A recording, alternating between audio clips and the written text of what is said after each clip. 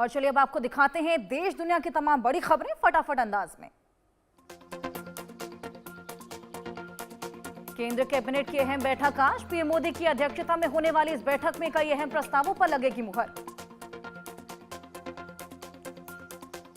Cabinet बैठक में new income tax bill को मिलेगी मंजूरी, साथ ही सोमवार को इसे लोकसभा में किया जा सकता है पेश।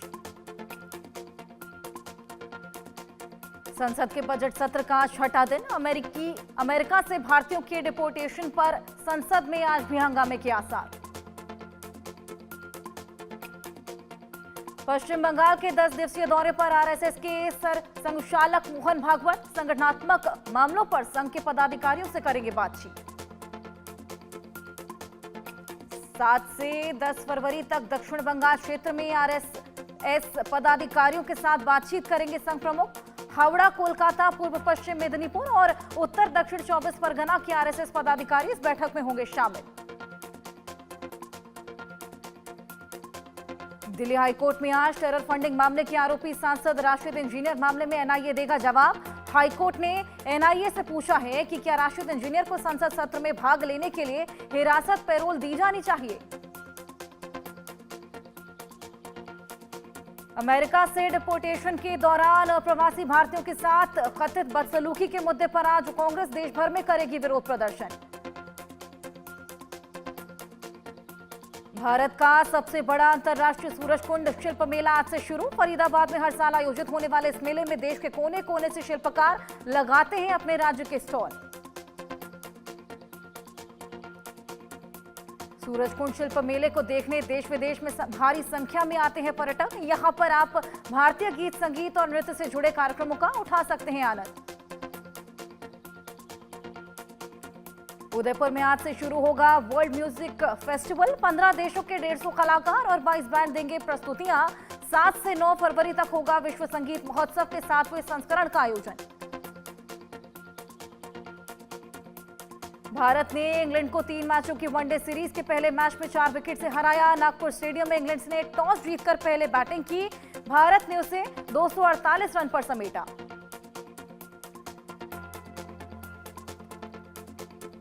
इंग्लैंड की ओर से कप्तान जोस बटलर ने 52 रन और जेकब बेथेल ने 51 रन की अर्धशतकीय पारी खेली, जबकि फिल सॉल्ट ने 53 रन बनाए।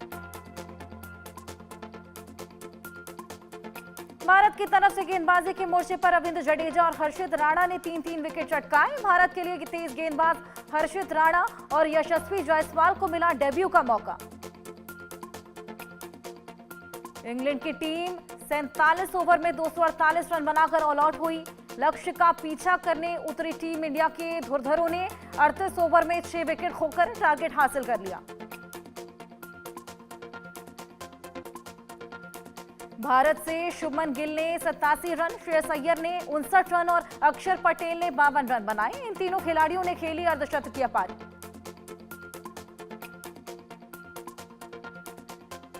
शुभमन गिल ने शानदार बैटिंग करते हुए 96 गेंद की पारी में 14 चौके लगाए और 36वें ओवर में 87 रन बनाकर कैच आउट हुए। शुभमन गिल ने श्रेयस अय्यर के साथ 94 और अक्षर पटेल के साथ 108 रन की पार्टनरशिप की।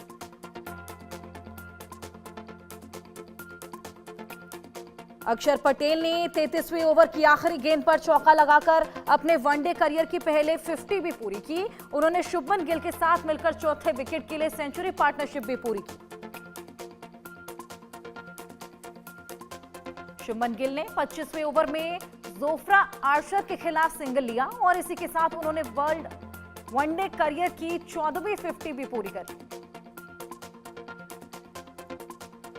3 मैचों की वनडे सीरीज में टीम इंडिया ने 1-0 से बढ़त बना ली है। इससे पहले टीम इंडिया ने इंग्लैंड को 5 मैचों की T20 सीरीज में 4-1 से हराकर सीरीज अपने नाम की थी। राष्ट्रपति के अभिभाषण पर राज्यसभा में पीएम मोदी ने दिया जवाब। अपने 92 मिनट की स्पीच में उन्होंने सबका साथ सबका विकास पर सरकार का फोकस रहने की बात कही। अपने भाषण में पीएम मोदी ने बाबा साहेब अंबेडकर आरक्षण, यूसीसी, आदिवासी, दिव्यांग, ट्रांसजेंडर, नारी शक्ति और इमरजेंसी का जिक्र किया। कांग्रेस और विपक्ष को घेरने के लिए पीएम ने कविताएं भी पढ़ी। संबोधन में एक समय रुकते हुए पीएम मोदी ने कहा, खरगे जी अक्सर शेर सुनाया करते हैं, आज मैं सुनाता हूं, और फिर शेर पढ़ा।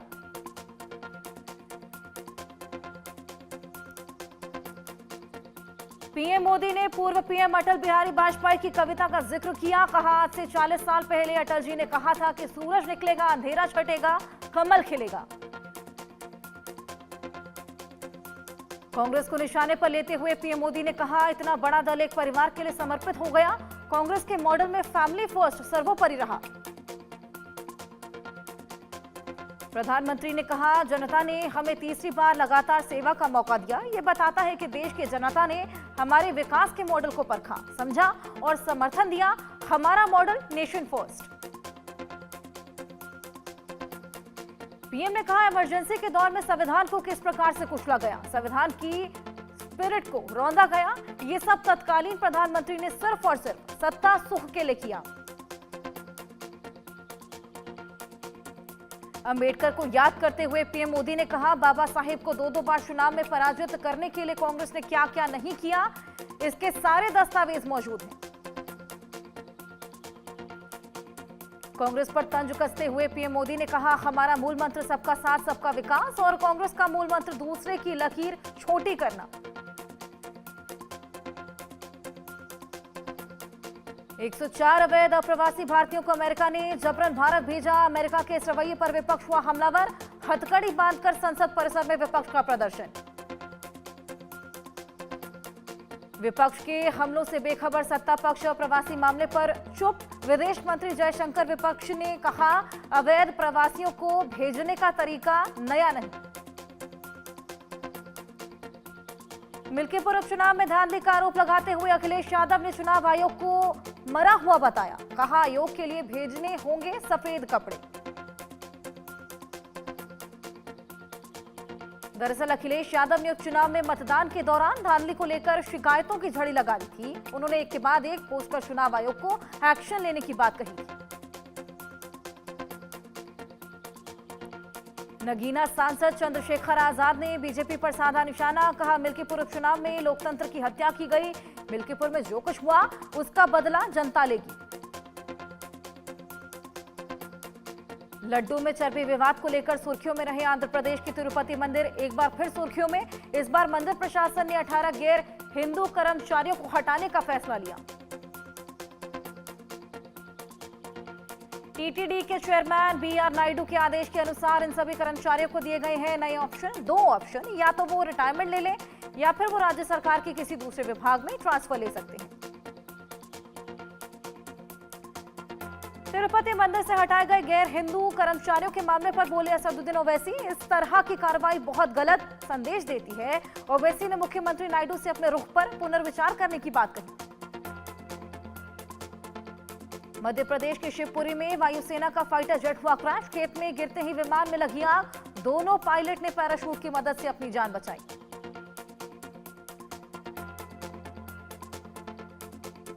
राजस्थान में भीषण सड़क हादसे में 5 लोगों की हुई मौत। जयपुर के टूटू में फायर फटने से बेकाबू हुई बस डिवाइडर तोड़कर कार से जा टकराई।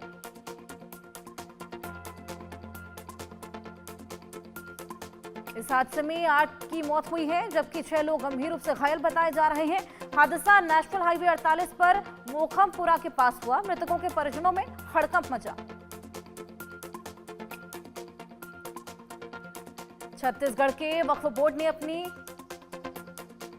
संपत्तियों का सर्वे किया।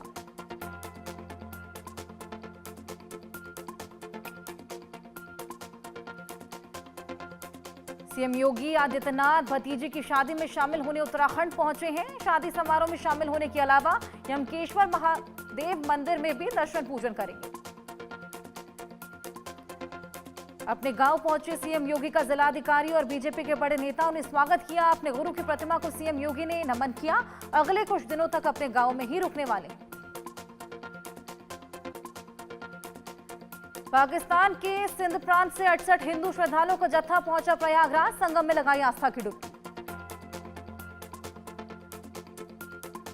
महाकुंभ की व्यवस्था और सनातन आस्था के दिव्य भव्य आयोजन को देखकर सभी पाकिस्तानी श्रद्धालु अभिभूत हुए। सबने लगाई आस्था की डुबकी। महाकुंभ की व्यवस्था को लेकर पाकिस्तान के सिंध प्रांत से आए हिंदू श्रद्धालुओं के जत्थे ने प्रधानमंत्री नरेंद्र मोदी और सीएम योगी का आभार जताया। इंदौर के बाणगंगा थाना क्षेत्र में 4 युवकों ने सब इंस्पेक्टर तेरेश्वर इक्का के साथ मारपीट की। रात में चेकिंग के दौरान रोके जाने पर हमला किया। एक आरोपी जेल प्रहरी बताया जा रहा।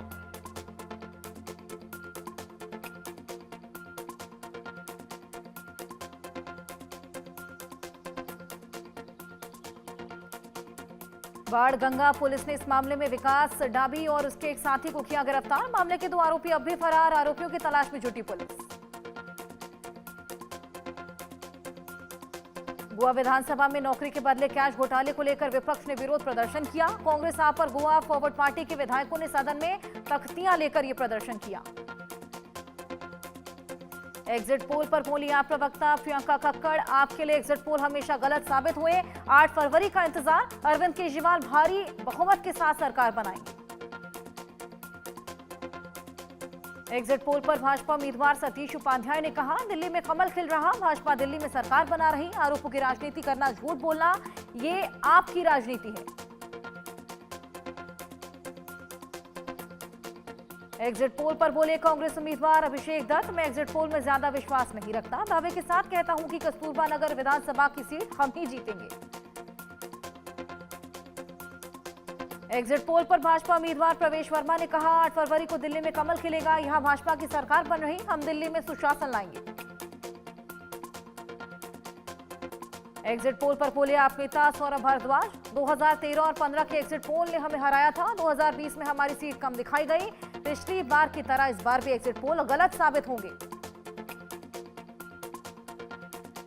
एग्जिट पोल पर बोले मनोज तिवारी, एग्जैक्ट पोल एग्जिट पोल से बहुत अच्छा होने वाला है। प्रचंड बहुमत से भाजपा की सरकार बन रही, मैं दिल्ली की जनता का बहुत आभार जताता। दिल्ली भाजपा अध्यक्ष वीरेंद्र सचदेवा ने एग्जिट पोल पर कहा, दिल्ली की जनता ने भाजपा को भरपूर प्यार और आशीर्वाद दिया। दिल्ली में आपदा जा रही, भाजपा आ रही। दिल्ली के एग्जिट पोल पर बोले उत्तर प्रदेश कांग्रेस अध्यक्ष अजय राय, कांग्रेस मजबूती से आगे बढ़ रही, ताकत के साथ दिल्ली में कांग्रेस सरकार बनाई। केंद्रीय मंत्री गजेंद्र सिंह शेखावत ने दिल्ली की एग्जिट पोल पर कहा, दिल्ली में भाजपा की डबल इंजन की सरकार आ रही और आप सत्ता से बाहर जा रही। दिल्ली के एग्जिट पोल पर बोले केंद्रीय मंत्री हर्ष मल्होत्रा, भाजपा आपका भ्रष्टाचार जनता के बीच में लेकर गई, तब जनता को समझ आया कि आपने दिल्ली की जनता को ठगा। हरियाणा में ट्रिपल इंजन की सरकार बनाने की कवायद में जुटी बीजेपी। प्रदेश अध्यक्ष मोहनलाल बड़ौली ने कहा, प्रदेश में डबल इंजन की सरकार तो है, अगर यहां ट्रिपल इंजन की सरकार होगी तो यहां 3 गुना तेज गति से काम होगा। हरियाणा प्रभारी सतीश पुनिया ने कहा, हम ट्रिपल इंजन की सरकार बनाने के इच्छुक दावेदारों से आवेदन लेंगे और हम ये चुनाव भी अच्छे से जीतेंगे। निकाय चुनाव पर बोले सीएम सैनी, ये चुनाव बहुत महत्वपूर्ण है, इच्छुक एक भी कार्यकर्ता छूटना नहीं चाहिए। विचार करने के बाद पार्टी तय करेगी कि हमारा कौन सा कार्यकर्ता चुनाव लड़ेगा। बांग्लादेश के कई शहरों में फिर भड़की हिंसा। बांग्लादेश के संस्थापक शेख मुजीबुर रहमान के ढाका से धनमंडी आवास पर उपद्रवियों ने धावा बोला, तोड़फोड़ की। सोशल मीडिया पर बुलडोजर जुलूस के ऐलान के बाद भड़की हिंसा। हमले के वक्त मौके पर मौजूद थे सुरक्षा बल, भीड़ को वहां से जाने की सुरक्षा बलों ने नाकाम कोशिश की। पूर्व पीएम शेख हसीना के चाचा 2024 के अगस्त में देश छोड़कर भाग गए थे। उनके घर पर ही छात्र आंदोलन के नेताओं ने बुलडोजर चलाकर मकान को गिरा दिया। पाकिस्तान के प्रधानमंत्री शहबाज शरीफ ने कहा, भारत के साथ बातचीत के जरिए कश्मीर समेत सभी मुद्दों को सुलझाना चाहता है पाकिस्तान।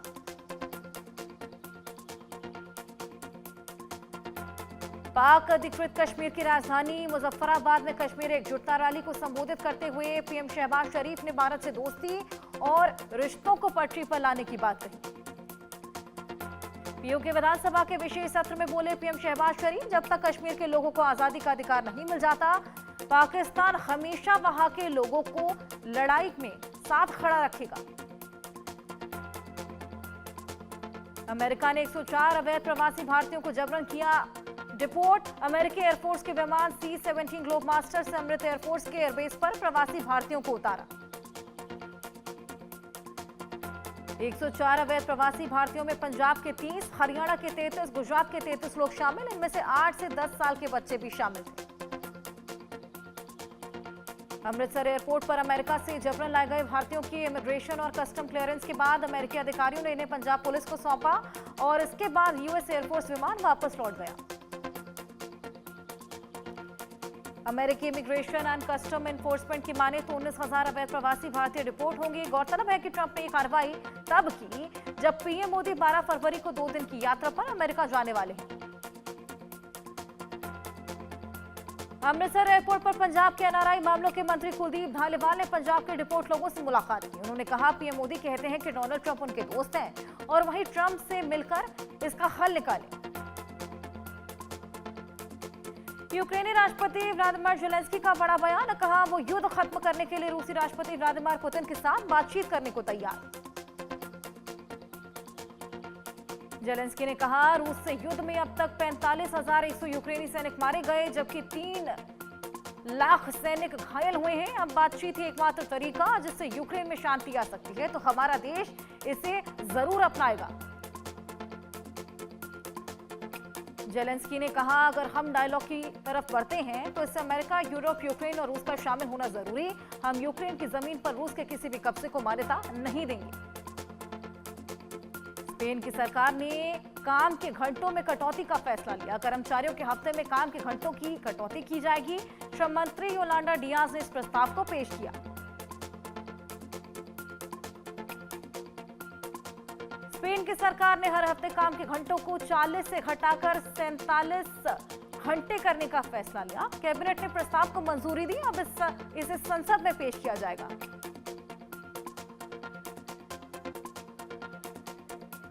इस्माइली मुसलमानों के धार्मिक और आध्यात्मिक नेता आगा खान का 88 साल की उम्र में पुर्तगाल में निधन।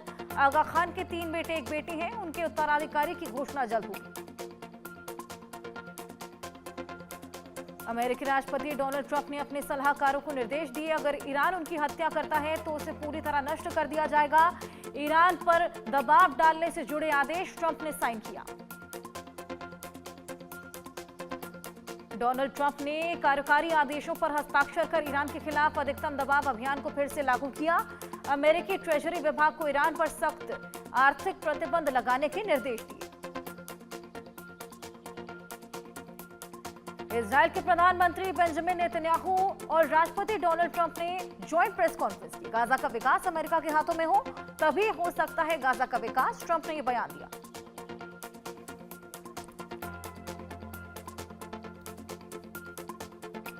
डोनाल्ड ट्रंप ने सुझाव दिया कि जॉर्डन और मिस्र इन फिलिस्तीनियों को अपने यहां शरण दें, जिसके बाद गाजा को अपने कब्जे में लेकर अमेरिका रीडेवलप करेगा।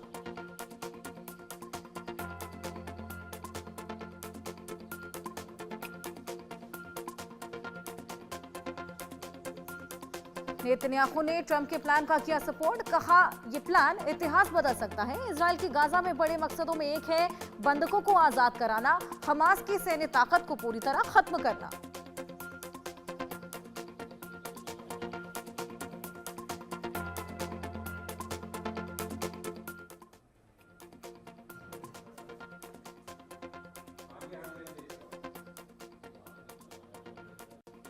और चलिए अब खबरों में आगे बढ़ेंगे।